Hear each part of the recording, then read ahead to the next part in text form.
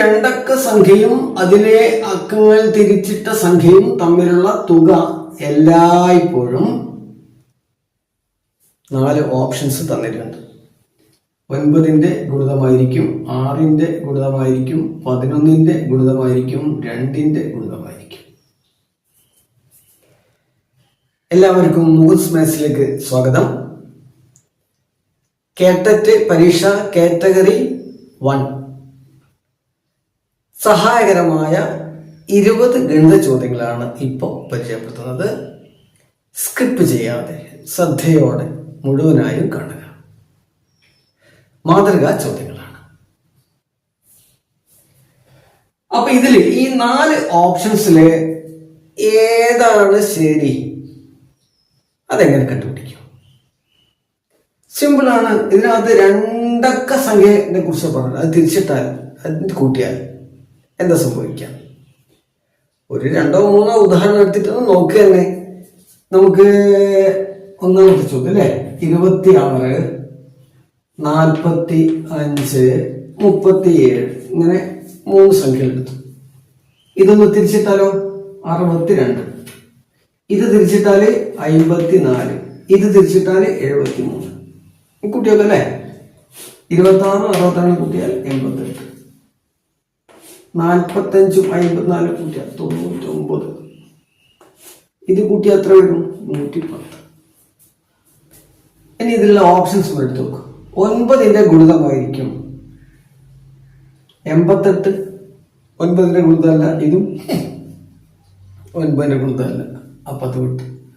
6ന്റെ ഗുണിതമായിരിക്കും 88ഉം 110ഉം, രണ്ടും 6ന്റെ ഗുണിതമല്ല, അതും വിട്ടു. 2ന്റെ ഗുണിതമായിരിക്കും 99, ഒറ്റ സംഖ്യയല്ലേ, അല്ല. പിന്നെ അവിടെ സാധ്യത ഉള്ളത് 11ന്റെ ഗുണിതമായിരിക്കും. നോക്കൂ, 88, 11ന്റെ ഗുണിതമാണ്, 99 ആണ്, 110 ആണ്. അപ്പൊ അതാണ് ശരി, ഓപ്ഷൻ സി. ഒന്നാമത്തെ ചോദ്യമായി ഉത്തരം.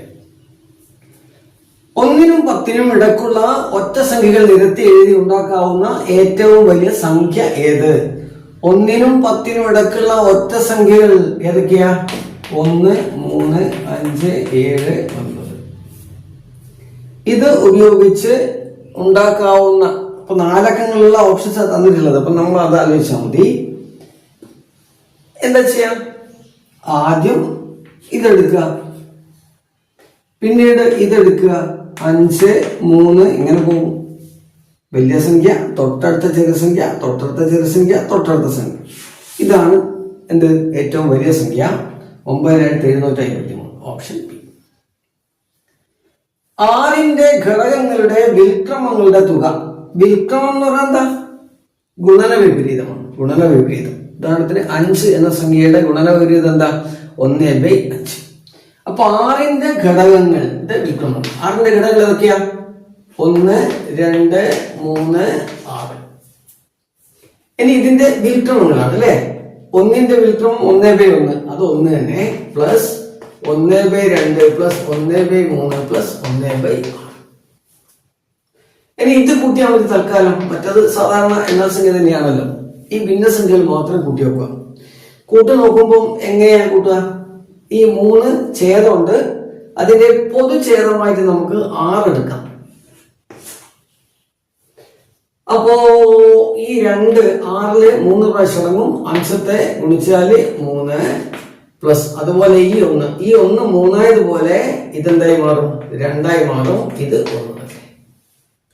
എങ്ങനെയാ 2 മാറിയത്? 3നെ എത്ര കൊണ്ട് ഗുണിച്ചാൽ 6 കിട്ടും? 2. ആ 2 കൊണ്ട് അംശത്തെ ഗുണിക്കുമ്പോൾ കിട്ടുന്നതാണ് ഇത്.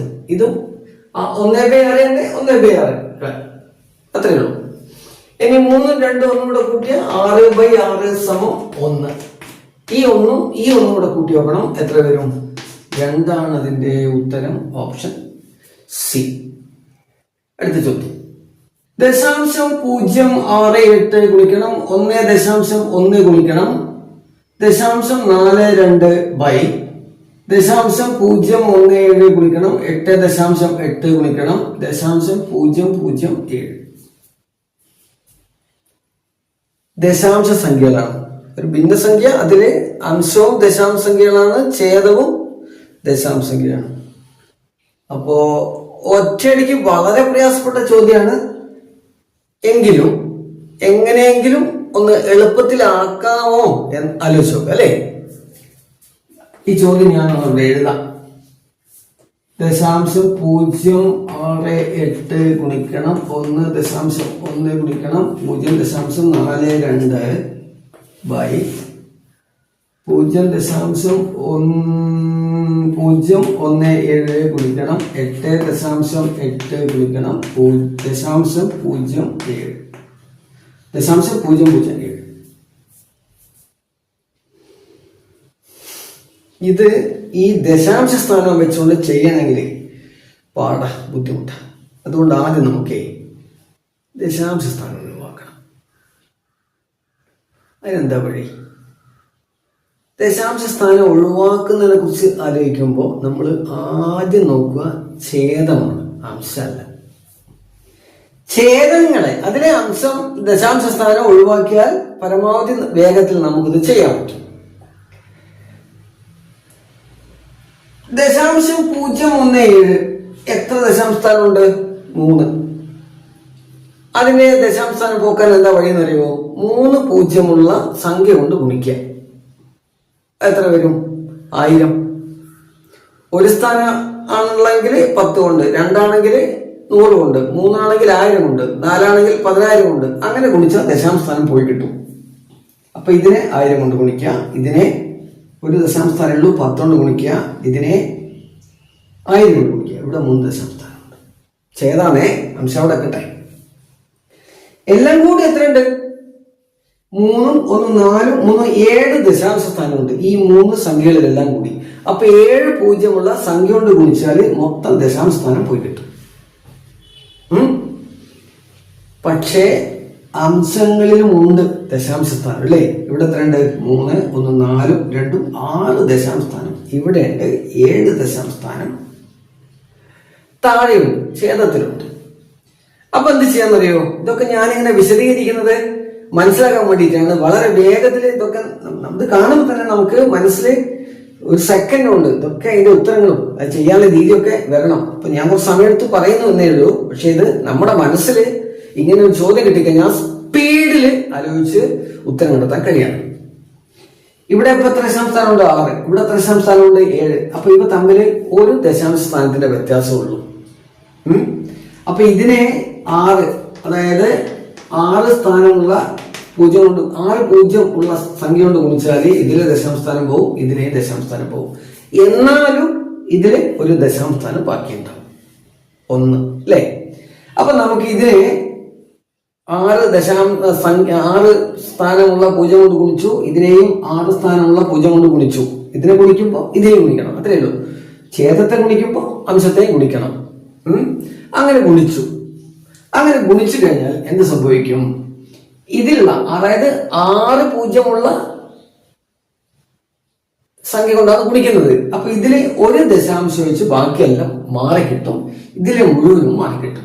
അങ്ങനെ മാറ്റി എഴുതാമ്പോൾ ഞാൻ 68 ഗുണിക്കണം 11 ഗുണിക്കണം 42 ബൈ, ഇതിലെ ഈ 3 സ്ഥാനം പോയി. ഇപ്പൊ 17 ഗുണിക്കണം, ഇതിലെ ഒരു ദശാംശ സ്ഥാനം അവിടെ വെക്കട്ടെ, 8.8 ഗുണിക്കണം 7.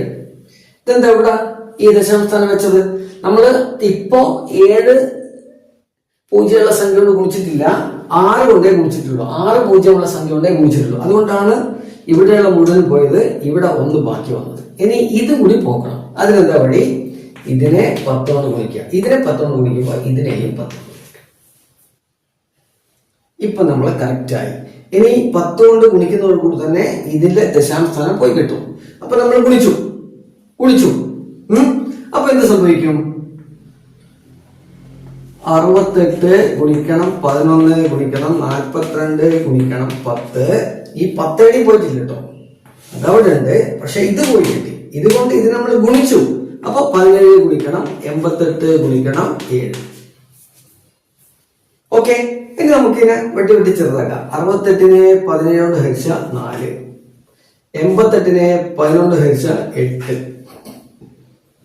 42നെ 7 കൊണ്ട് ഹരിച്ചാൽ 6. അപ്പൊ ഇവിടെ 4 ഗുണിക്കണം 6 ഗുണിക്കണം 10. 4 ഗുണിക്കണം 6 ഗുണിക്കണം 10 അംശം. ഛേദം ഇവിടെ എല്ലാം വെട്ടി 8 മാത്രം ബാക്കിയുണ്ട്. ഇനി 4 ഗുണിക്കണം 6 എത്രയാ? 24 8 ഹരിച്ചാൽ എന്ത് കിട്ടി? 3. 3 ഗുണിക്കണം 10 എത്രയാ? 30 ഉത്തരം. Option A 30. ഒരു ചതുരപ്പെട്ടിയുടെ അകത്തെ അളവുകൾ 20 സെന്റിമീറ്റർ, 10 സെന്റിമീറ്റർ, 15 സെന്റിമീറ്റർ ആണ്. ഈ പെട്ടിയിൽ 1 സെന്റിമീറ്റർ വശമുള്ള എത്ര യൂണിറ്റ് ക്യൂബുകൾ അടുക്കി വെക്കാം? ഇപ്പൊ വ്യാപ്തവുമായി ബന്ധപ്പെട്ട ചോദ്യമാണ്. ചതുരപ്പെട്ടിയിൽ എത്ര ക്യൂബുകൾ? അതിന് ഒന്നുമില്ല. നമ്മൾ ആ ചതുരപ്പെട്ടിയുടെ വ്യാപ്തത്തെ ഈ ക്യൂബിന്റെ വ്യാപ്തം കൊണ്ട് ഹരിച്ചാൽ ഉത്തരായി. ചതുരപ്പെട്ടിയുടെ വ്യാപ്തം എങ്ങനെ കാണും? 20 ഗുണിക്കണം 10 ഗുണിക്കണം 15. അതിനെ 1 ഗുണിക്കണം 1 ഗുണിക്കണം 1. അത് എത്രയാ? 1 തന്നെ അല്ലേ? അപ്പൊ നമുക്ക് 5ാമത്തെ ചോദ്യത്തിന്റെ ഉത്തരാണ് ചെയ്യുന്നത്. 20 ഗുണിക്കണം 10 ഗുണിക്കണം 15 ബൈ 1 ഗുണിക്കണം 1 ഗുണിക്കണം 1. അതായത് 1 സെന്റിമീറ്റർ നീളം, 1 സെന്റിമീറ്റർ വീതി, 1 സെന്റിമീറ്റർ ഉയരം. ഇത് 1 തന്നെ. അപ്പൊ 1 കൊണ്ട് ഏത് സംഖ്യ ഗുണിച്ചാൽ അതേ ഉത്തരം തന്നെയാണല്ലോ കിട്ടുക, അതേ സംഖ്യയാണ് കിട്ടുക. അപ്പൊ പിന്നെ 20 10 ഗുണിക്കണം 20 ഗുണിക്കണം 10 200 ഗുണിക്കണം 15 എത്ര വരും? 3000 കിട്ടി. അതാണ് ഇതിന്റെ ഉത്തരം. Option D. അടുത്ത ചോദ്യം. ആദ്യത്തെ 2 സംഖ്യകൾ തമ്മിലുള്ള ബന്ധം മനസ്സിലാക്കി പൂരിപ്പിക്കുക. 6:18 അതിന്റെ പ്രൊപ്പോർഷനാണ് 4 എത്ര? 6ാമത്തെ ചോദ്യം. 6:18 4 എത്ര വരുന്നു ചോദിക്കുക. 6 എന്തായി മാറി? 4 മാറി. 18 എന്താകും? 6ന്റെ 1.5 മടങ്ങ് കുറഞ്ഞു, 4. ഇപ്പൊ 18ന്റെ 1.5 മടങ്ങ് കുറയും, എത്ര വരും? 12. അപ്പൊ 12 ഓപ്ഷൻ എ ഇതിന്റെ ഉത്തരം. 7ാമത്തത്. 30 ആളുകളുടെ ശരാശരി വയസ്സ് 10. ഒരാളും കൂടി വന്നു ചേർന്നപ്പോൾ ശരാശരി വയസ്സ് 11. പുതുതായി വന്നു ചേർന്ന ആളിന്റെ വയസ്സ് എത്ര? 30 ആളുടെ ശരാശരി വയസ്സ് 10. അപ്പം 30 പേരുടെ ആകെ വയസ്സ് എത്ര വരും? 30 ഗുണിക്കണം 10 300. ആകെ വയസ്സാണ് 300. ഒരാളും കൂടി വന്നു ചേർന്നപ്പോൾ ശരാശരി വയസ്സ് 11. ഒരാളും കൂടി വന്നു ചേർന്നപ്പോ ആകെ എത്രയായി? 31. 31 ഗുണിക്കണം 11. അപ്പൊ ആകെ വയസ്സ് അതാണ്. ഈ ആകെ വയസ്സിൽ നിന്ന് ഇത് കുറച്ചാൽ ഉത്തരായി. 31 ഗുണിക്കണം 11 എത്ര കിട്ടും? 10 കൊണ്ട് 31 ഗുണിച്ചാൽ 310. 310 31 341. 341 നിന്ന് 300 കുറച്ച് എത്ര വരും? 41 ഇതിന്റെ ഉത്തരം. Option C. 20ന്റെ 40% 50ന്റെ 30% കൂട്ടിയാൽ ഏത് സംഖ്യയുടെ 50% കിട്ടും? 20ന്റെ 40% എന്ന് പറഞ്ഞാൽ എത്രയാ? 8ാമത്തെ ചോദ്യം. 20ന്റെ 40% എന്ന് പറഞ്ഞാൽ 8. 50ന്റെ 30%. 50ന്റെ 30%. 50 ഗുണിക്കണം 30/100 എത്ര വരും? 15. അപ്പം 20ന്റെ 40% 50ന്റെ 30% കൂട്ടിയാൽ ഏത് സംഖ്യയുടെ 50% കിട്ടും? ഇത് രണ്ടും കൂടെ കൂട്ടി എത്രയാ? 23. 50% എന്ന് പറഞ്ഞാൽ എന്താ? പകുതി. 23 ഏത് സംഖ്യയുടെ പകുതിയാണ്? 46. Option D. അത്രയേ ഉള്ളൂ. അടുത്ത ചോദ്യം. ഒരു സൈക്കിൾ 5 കിലോമീറ്റർ ദൂരം സഞ്ചരിക്കാൻ 25 മിനിറ്റ് എടുത്തു. ഇതേ വേഗതയിൽ 3.5 കിലോമീറ്റർ സഞ്ചരിക്കാൻ എടുക്കുന്ന സമയം എത്ര? 5 കിലോമീറ്റർ സഞ്ചരിക്കാൻ 25 മിനിറ്റ് എടുത്തു. അപ്പോ 1 കിലോമീറ്റർ സഞ്ചരിക്കാൻ എത്ര മിനിറ്റ് എടുത്തു? 9ാമത്തെ ചോദ്യമാണ്. 5 കിലോമീറ്റർ എടുക്കാൻ വേണ്ടി 25 മിനിറ്റ്. അപ്പൊ 1 കിലോമീറ്റർ എത്ര മിനിറ്റ്? 5 മിനിറ്റ് ആയിരിക്കുമല്ലോ. ഇതിന് 5-1. അപ്പൊ 5 മിനിറ്റ് കൊണ്ട് 1 കിലോമീറ്റർ. അങ്ങനെയെങ്കിൽ 3.5 കിലോമീറ്റർ ആണെങ്കിലോ 3.5 ആണെങ്കിലോ അതിനെ 5 കൊണ്ട് ഗുണിച്ചാൽ പോരെ? 17.5 മിനിറ്റ് ആണ് ഇതിന്റെ ഉത്തരം. Option C.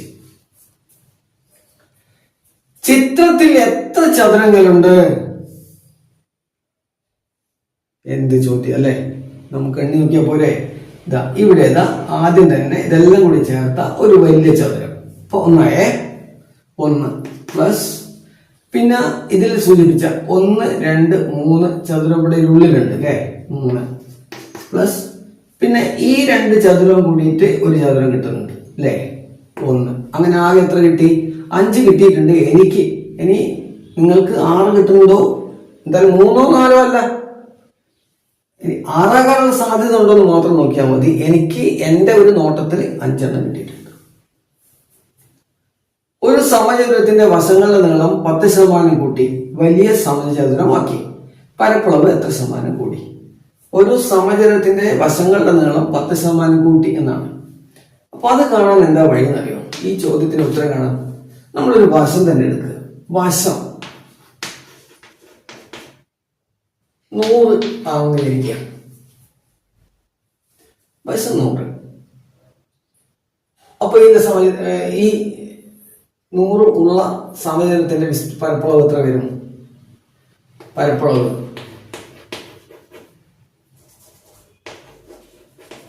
100². ഇനി 10% കൂട്ടുമ്പോ വശം എന്താവും? 100 ഉള്ളത് വശം കൂട്ടിയാലാണേ 110. പരപ്പളവ് എത്ര വരും? പരപ്പളവ് 110². അപ്പൊ വലിയ സമചതുരത്തിന്റെ പരപ്പളവ് 110²ഉം ചെറിയ സമചതുരത്തിന്റെ പരപ്പളവ് 100². ഇനി എന്താ എത്ര ശതമാനം കൂടി എന്ന് ചോദിക്കുമ്പോ ഇതിൽ നിന്ന് ഇത് കുറച്ചാൽ മതി. അതായത് 110² മൈനസ് 100². കണ്ടാൽ മതിയല്ലോ. ഇത് കാണാൻ ഒരു എളുപ്പ വഴി ഇല്ലേ? എന്താ വഴി? 110 പ്ലസ് 100 ഇൻറ്റു 110 മൈനസ് 110 പ്ലസ് 100 എത്രയാണ്?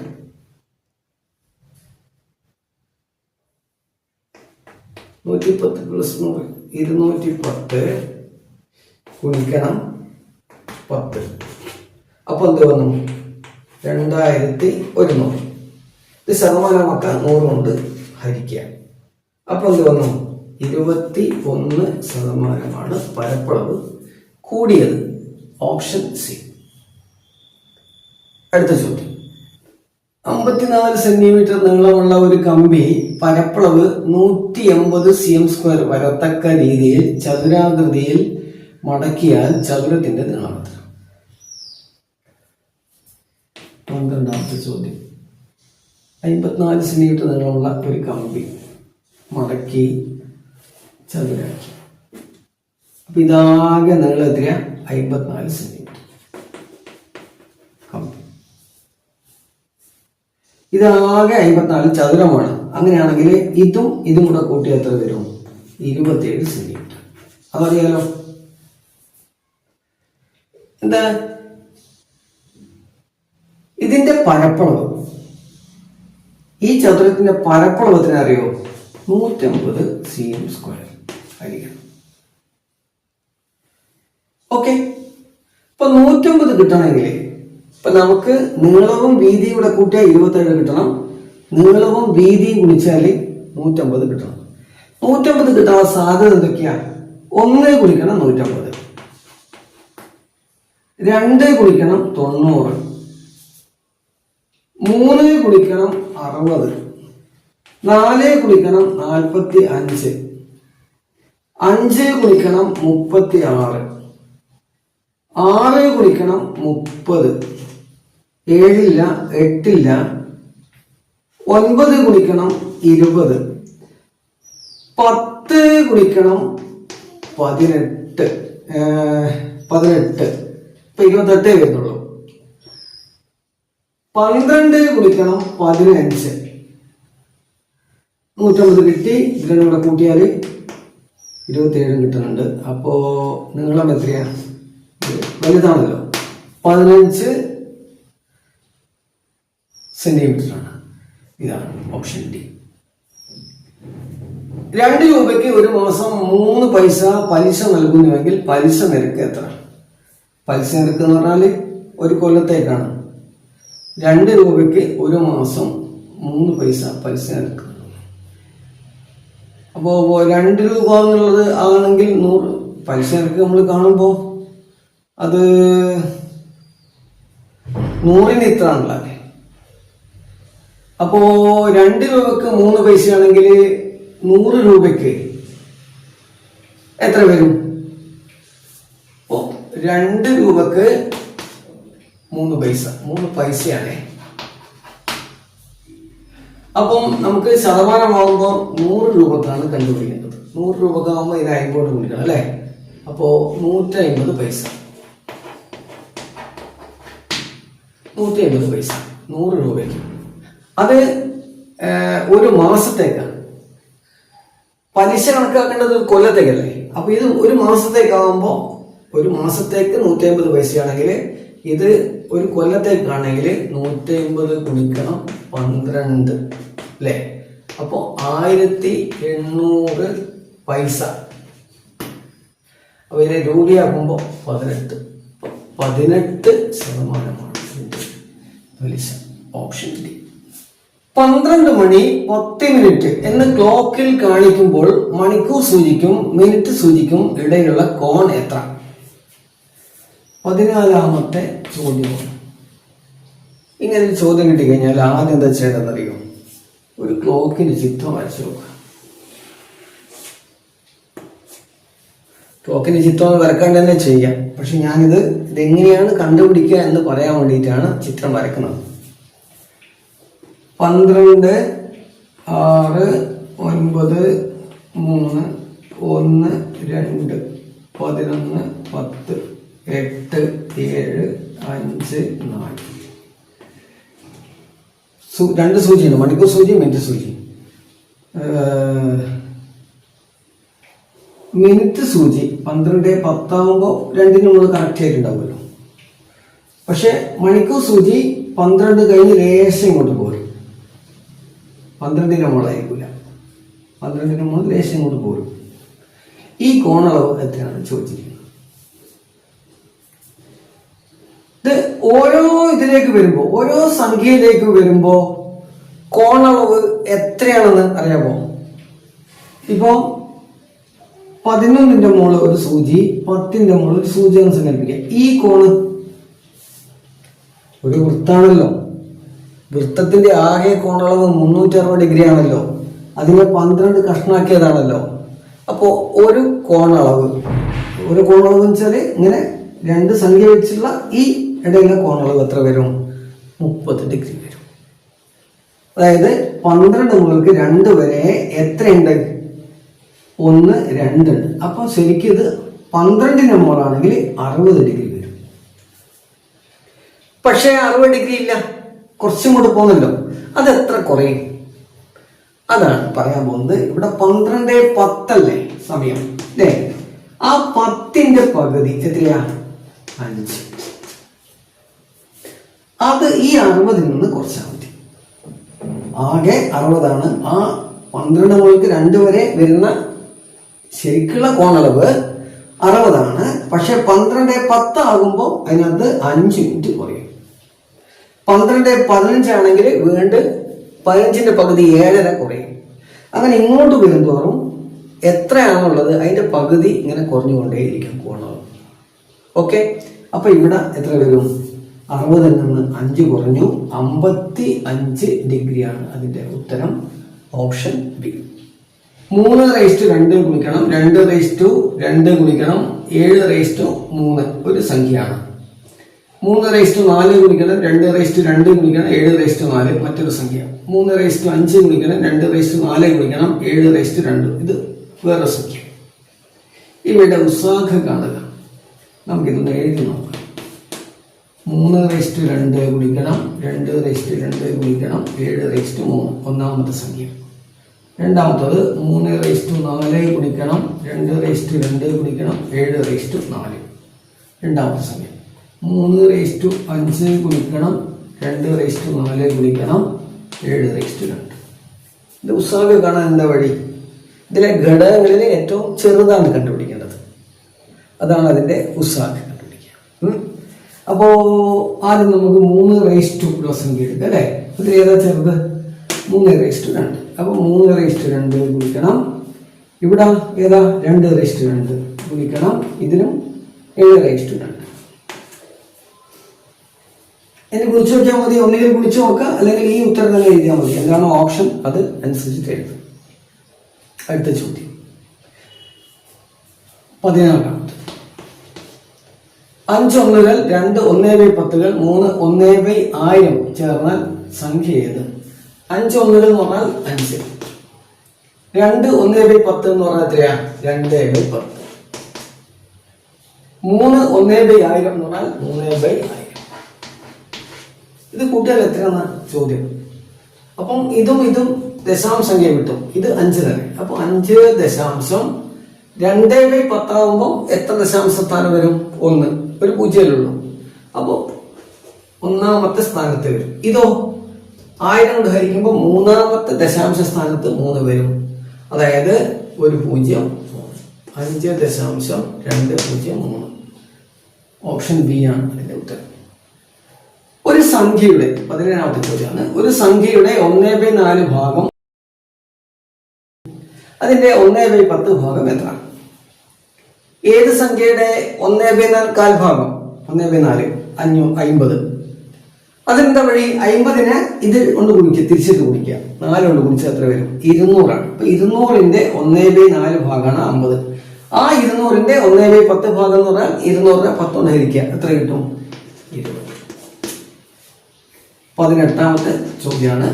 താഴെ കൊടുക്കുന്നവയിൽ പൂർണ്ണവർഗം ഏത്? 1.6, 0.16, 0.016, 0.0016. ദശാംശ സംഖ്യകളാണ് മുഴുവനുള്ളത്. അതിൽ പൂർണ്ണവർഗം എന്ന് കണ്ടുപിടിക്കാൻ ഒറ്റ വഴി, ഒരു എളുപ്പ വഴി. അതിലെ ഇരട്ട സംഖ്യകളായിരിക്കും ദശാംശ സ്ഥാനം. പൂർണ്ണവർഗമാണെങ്കിൽ ദശാംശ സ്ഥാനം എപ്പോഴും ഇരട്ട സംഖ്യ ആയിരിക്കും.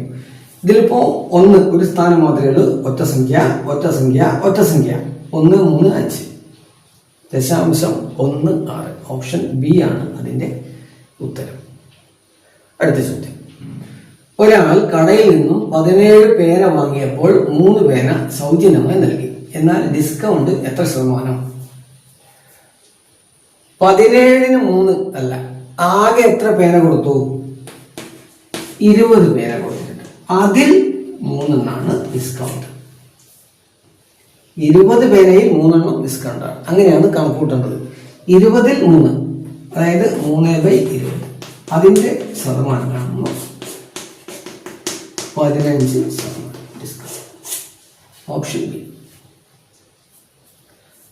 അക്കങ്ങൾ വിശ്വത്തെ ഭരിക്കും എന്ന് പറഞ്ഞത് വേറെ ആരുമല്ല, പൈത്തഗോറസ് ആണ്. അതത്രയേ ഉള്ളൂ അതിന്റെ ഉത്തരം. അപ്പൊ 20 ചോദ്യമായി, അതിന്റെ ഉത്തരമായി. 2025 മാതൃകാ ചോദ്യങ്ങളും അതിന്റെ ഉത്തരവുമാണ് ഇപ്പൊ പരിചയപ്പെടുത്തിയത്.